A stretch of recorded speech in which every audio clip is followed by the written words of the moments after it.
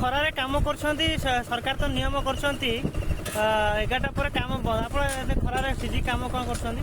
କ'ଣ କରିବା ବାବୁ, ଏ ଖରାରେ ଆମକୁ ସାରେ ଖଟଉଛନ୍ତି।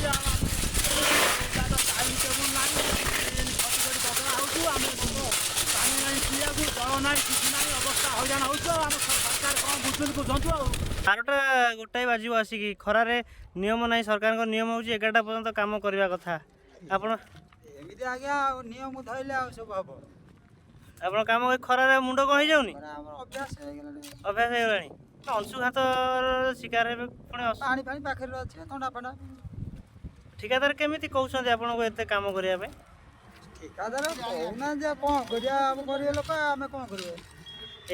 7ଟାରୁ 11ଟା ପର୍ଯ୍ୟନ୍ତ ଆପଣ କାମ କରିବେ, କିନ୍ତୁ ସରକାରୀ ନିୟମ ଆପଣ କିନ୍ତୁ ଖଟଉଛନ୍ତି ଏମିତି ଖରାରେ।